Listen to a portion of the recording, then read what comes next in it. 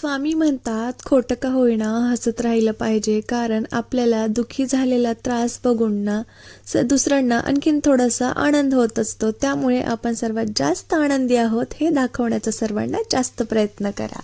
Shri Swami Samarth. Hi hello family, मी Pooja lifestyle and working blog YouTube चॅनलमध्ये तुमचं पुन्हा एकदा खूप खूप स्वागत आहे तुमचं पुन्हा एकदा माझ्या आजच्या नवीन ब्लॉगमध्ये.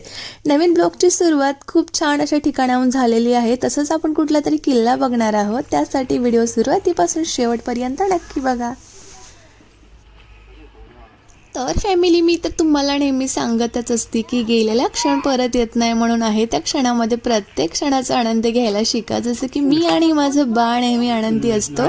आणि हो, तुम्हा सर्वांना सुद्धा नेहमी आनंदीच राहायला सांगत असतं बरं का. तसंच आज आनंद मावणं आमचं गगनामध्ये असं काहीसं झालेलं, कारण इथं आमच्या राजला खूप सारी माहिती वगैरे द्यायची होती आणि इथे येताच राजसुद्धा खूप हॅप्पी झालेला होता.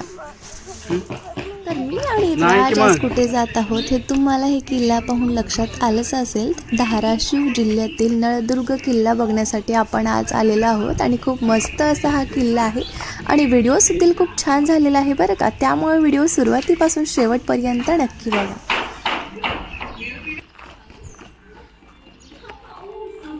बघा मग किती मोठे मोठे असे बुरुज आहेत. तर दोन्ही बाजूनी असे मोठे बुरुज आहेत आणि आतमधून आपल्याला मध्ये जाण्यासाठी रस्ता आहे. राज, मस्त आहे ना हे? हो मम्मा, इथं बघायला खूप मस्त वाटते. खूप मस्त वाटतंय ना? हो. तू बुक मध्ये वगैरे पाहिलं होतं का बाळ असं? हो छान वाटतं? हो कसं आहे बघ बरं, भिंती वगैरे सगळं बांधलेलं. राज बोलतो मम्मा हे जर आहे ना इथे बांधलेलं, ते आपण राहतो तिथे का नाही आहे? तिथे किती कलरफुल घरं वगैरे आहेत, हे असे का आहेत? मग त्याला सांगितलं मी त्याच्यापेक्षा जर बेस्ट म्हणायला गेलं तर हे आहे, कारण ते तेव्हाचं बेस्ट तर इथे नाही बनू शकत. हे अगोदरच्या ब्लॉगमध्येही मी तुम्हाला सांगितलेलं होतं. तर संपूर्ण माहिती मी तुम्हाला जर असं बोलून नाही दाखवू शकली असती तरी मी तुम्हाला खूप छान पद्धतीने झूम करून एकदम छान असे व्हिडिओज दाखवणार आहे. तर माझ्या बोलण्यापेक्षा ना तुम्ही लक्षपूर्वक जर हा व्हिडिओ पाहिला तर तुम्हाला खूप काही गोष्टी यामध्ये लक्षात येतील.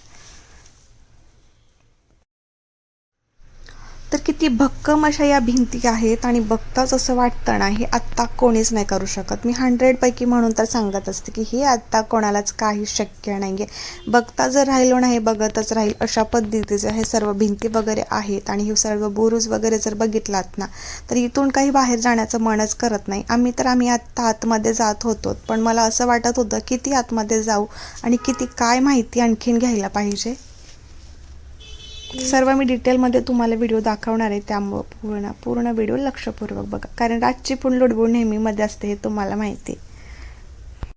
तर तुम्हाला माहिती का, पूर्ण 115 एकरच्या जवळपास मध्ये ना पूर्ण हे किल्ल्याचं जे आहे ना, तर पूर्ण जे एरिया जर फिरला ना तुम्ही एक दिवसामध्ये काही शक्य नाही आहे, कारण 115 एकर जर एक दिवसामध्ये जर पूर्ण फिरणं म्हणणं तर ते काही शक्यच नाही आहे हे तुम्हाला माहिती. पण जेवढी काय माहिती तुम्ही इथे घ्याल ना ते तेवढी कमीच आहे. मम्मा, आतमध्ये किती छान गार्डन बनवले. मस्त गार्डन बनवलेलं आतमध्ये. हो तर ना इथे झाडी वगैरे खूप जास्त प्रमाणामध्ये आहे. फ्लावर्स वगैरे जे असतात त्याची साठी पण थोडंसं गार्डन वगैरे पण आहे आणि मोठी मोठी झाडी सुद्धा थोडीशी जास्त प्रमाणामध्ये आहे. जर उन्हाळ्यामध्ये वगैरे तुम्ही इथे आलात तर ऊन वगैरे लागतंय या गोष्टीचं जास्त काहीच टेन्शन घ्यायचं गरज नाही आहे, कारण आतमध्ये खूप ठिकाणी जागोजागी झाडी आहेत, त्यामुळे थोडंसं थंड असं वाटेल तुम्हाला. मम्मा, माझ्या फ्रेंडला असं सांगायला दिन किल्ल्यावर जावा. नळदुर्ग किल्ल्याला सगळेजण भेट देऊन या, खूप छान असा हा किल्ला आहे असं सांगायचंय का हो सर्व फ्रेंडना?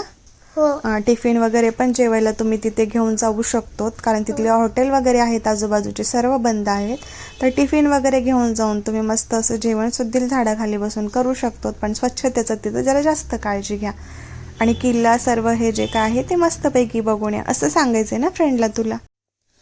तर फॅमिली, तुम्हाला माहितीच आहे महाराष्ट्रामध्ये ना वेगवेगळ्या ठिकाणी किल्ले आहेत आणि वेगवेगळ्या ठिकाणच्या किल्ल्याला वेगवेगळे नावं आहेत. तसेच आपल्या महाराष्ट्रामध्ये ना 350 किल्ल्यापेक्षा पण जास्त किल्ले आहेत आणि त्यांना वेगवेगळ्या नावाने ओळखले जातात. तसंच आपल्या मुलांना जर अशा ठिकाणी जर घेऊन गेलात ना, तर त्यांचा जे अभ्यास आहे ना खूप महत्त्वपूर्ण होणार आहे बरं का. त्यांना पुस्तकी ज्ञान तर मिळणारच आहे, पण अशा ठिकाणी जर घेऊन जाऊन तुम्ही त्यांना अशी काहीतरी माहिती देताय तर त्यांना आणखीन थोडासा अभ्यास हा खूपच महत्त्वपूर्ण होऊन जाईल आणि ते अभ्यासनं खूप छान.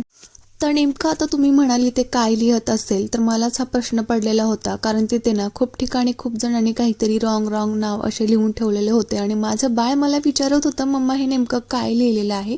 तर आता त्याला काय सांगायचं प्रश्न म्हणून मलाच वेगळं काहीतरी सुचवावं लागलं. तुम्हाला माहिती मी नेमकं कुठल्या गोष्टीबद्दल बोलते, कारण तिथे गेल्यानंतर हे सर्व काहीतरी लोक असं घाण करतात आणि काहीतरी जे काही तिथे लिहायचं नाहीये ते घाण काहीतरी लिहून येतात. आता थोडक्यात मला काय सांगायचं ते तुम्हाला लक्षात आलेलं आहे, पण माझ्या बाळाने मला प्रश्न विचारला त्यामुळं मला त्याला उत्तर देणं तर खूप गरजेचं होतं. त्यामुळे मी त्याला सांगितलं, बाळ तिथे सर्वांनी त्याला काही लिहिता वाचता तर येत नाही, कारण तो आणखीन फर्स्टलाच आहे, म्हणजे छोटासाच आहे असं म्हणलं तरी चालेल. तर मी सांगितलं, बाळ तिथे छत्रपती शिवाजी महाराजांचे नाव, तसे छत्रपती संभाजी महाराजांचे नाव, जे काही आपले राजे होऊन गेले ना त्या सर्वांचे नावं तिथे लिहिलेले आहेत. आणि जेव्हा आपण कधी तिथे असं जाऊन भेट वगैरे देत असतो ना, तर तेव्हा आपण त्यांचे नाव तिथे लिहायचे असतात असं मला त्याला समजावावं लागलं. पण प्रत्येकाने ना तिथे गेल्यानंतर अशी घाण करू नये या सर्व गोष्टींची काळजी घेतली, तर जेणेकरून जी आपली पुढची पिढी आहे ना त्यांना येते वेळेस किंवा त्यांनी बघते वेळेस असे रॉंग काही आपल्याला प्रश्न विचारतील आणि आपल्याला दुसरंच काहीतरी त्यांना उत्तर द्यावं लागेल, या सर्वांची जर काळजी घेतली. खरं सांगायचं म्हणजे मला हे गोष्ट तुम्हाला सांगायची गरज नव्हती, म्हणजे जे काही कोणी लिहिलेलं त्यांना सांगायची गरज नव्हती. पण असेच काही आपले मुलं आपल्यासोबत फिरायला वगैरे येतात, पण त्यांना लिहिता वाचता येतं, त्यांना कळून जातं की ते काय लिहिलेलं आहे किंवा काय आहे ते. पण काही लहान मुलं येतात ना तेव्हा ते विचारतात प्रश्न आणि त्यांना नेमकं उत्तर काय द्यायचं हे आपल्याला सुचत नाही. तर मी पण तिथं मस्त असं छत्रपती शिवाजी महाराजांचे, आपले शाहू महाराजांचे, म्हणजे सगळ्यांचीच नावं वगैरे तिथे लिहिलं आणि त्यांना सांगितलं की बाळ असं असं लिहायचं असतं. 1-2 नावं लिहून मी त्याला दुसऱ्या काहीतरी गोष्टीमध्ये अडकवून थोडंसं बाजूला निघून गेली. तर असो, काही हरकत नाही आहे, पण लवकरात लवकर या गोष्टी जे कोणी करतात ना त्यांनी थांबवल्या तर खूपच बरं होईल. तर आम्ही आमचा सुंदर वेळ बाकी गोष्टींमध्ये न घालवता इथल्या सुंदर अशा गोष्टींची माहिती घेत आणि सुंदर अशा गोष्टी पाहत घातला. तर इथे आल्यानंतर ना आपल्याला 2 धबधबे पाहायला मिळतात आणि सर्वात महत्त्वाचं म्हणजे जर तुम्हाला हे धबधबे वाहताना जर पाहायचे असतील तर पावसाळ्यामध्ये खऱ्या अर्थाने तुम्ही ते बघायला येऊ शकतो, किंवा त्यावेळेसच ना इथे जास्त मोठ्या प्रमाणामध्ये हा धबधबा वाहिला जातो आणि तेव्हा जास्त काही बघायसारखं या ठिकाणी असतं. त्यामुळे जेव्हा पावसाळा वगैरे असतो, म्हणजे मोठ्या प्रमाणामध्ये पाऊस असतो ना, तेव्हा तुम्ही इथे येऊ शकतो. इथे 2 धबधबे आहेत, त्याचे नाव आहेत नर आणि मादी धबधबा.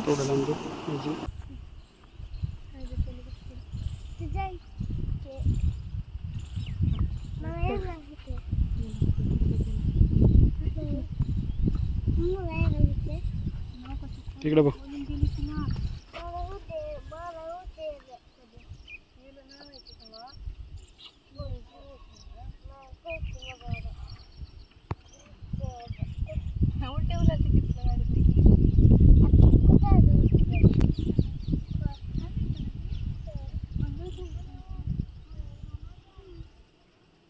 तर मी म्हणलं की त्या ठिकाणी गेलात, खरं सर्व काही बघितलात आणि जेवढं काही बघितलात ना ते पण कमीच आहे. तर आपण आता जाणार आहोत पाणी महाल. हे सगळं बघून झाल्यानंतर आपल्याला तिकडे बुरुज वगैरे बघायचं आहे आणि बाकीचं गोष्ट सांगायचं म्हणजे तर फिरत फिरत कधी इव्हनिंग होऊन चालली आमची आम्हाला लक्षातच येत नव्हतं.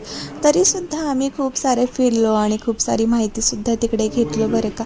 आणि रातचं तर नेहमी लुडबुड असते आणि इतके सगळे प्रश्न असतात ना, त्याला काय प्रश्नाचे काय उत्तरं द्यायचं हे मला काही समजतच नव्हतं.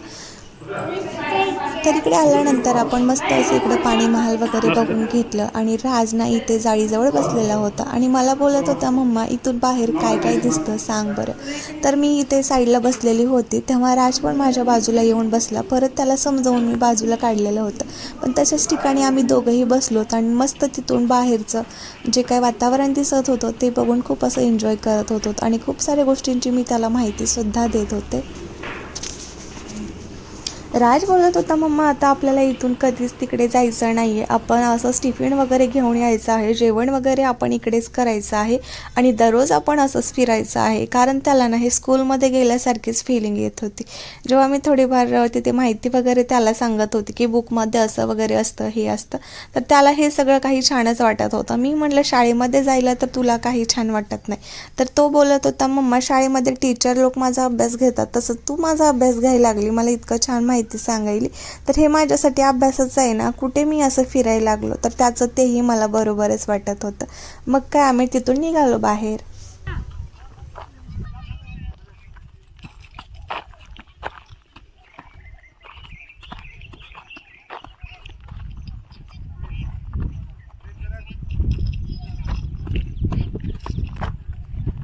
तसेच आता राजरथ आहे तिकडे उपळ्या बुरुज आहे आणि त्याच्या बाजूला ना कोठार आहेत, ते पण दारुगोळा ठेवण्यासाठी. तर आपण आता वरती जाणार आहोत आणि वरून जाऊन खूप सारी माहिती घेणार आहोत.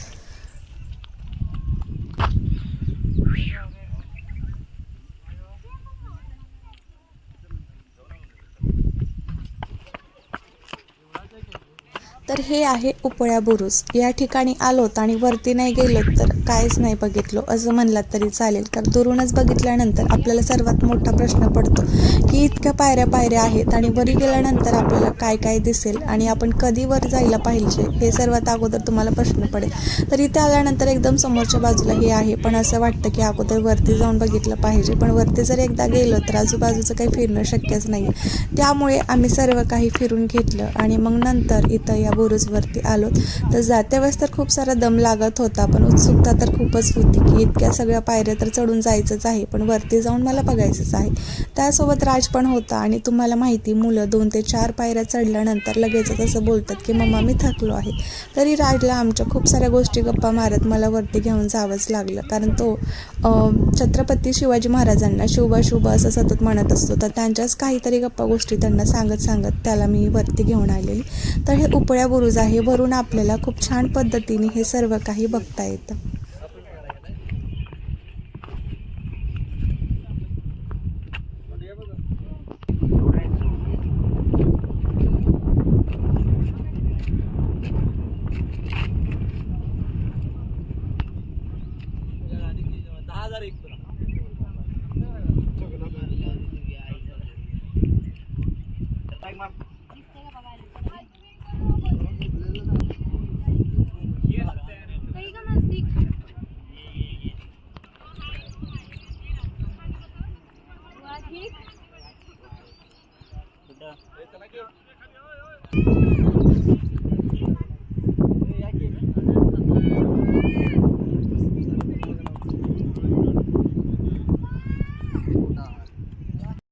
तर इतका सुंदर आणि इतका छान असा हा नळदुर्ग किल्ला आहे ना. एकदा तरी तुम्ही तुमच्या मुलासोबत नक्की या आणि एकदा तरी हा किल्ला तुम्ही नक्कीच बघा. तर सकाळी जर तुम्ही 10-11च्या टायमिंगमध्ये आला तर 4-5 पर्यंत पूर्ण निवांतपणे खूप छान असा हा किल्ला बघून होईल आणि खूप छान सुद्धा माहिती तुमच्या मुलांना सर्वांना देता येईल बरं का. तर मी सुद्धा व्हिडिओमार्फत तुम्हाला दाखवण्याचा प्रयत्न केलेला आहे. खूप छान असा हा व्हिडिओ झालेला आहे. सर्व व्हिडिओ झाल्यानंतर आम्ही काही वेळ इथं थांबलेलो आणि काही फोटोज आणि व्हिडिओ सुद्धा घेतलेलो. तर असा होता आपला नळदुर्गचा किल्ल्याचा व्लॉग. कसा वाटला खाली कमेंटमध्ये नक्की सांगा. तर जास्तीत जास्त मी तुम्हाला दाखवण्याचा प्रयत्न केलेला आहे.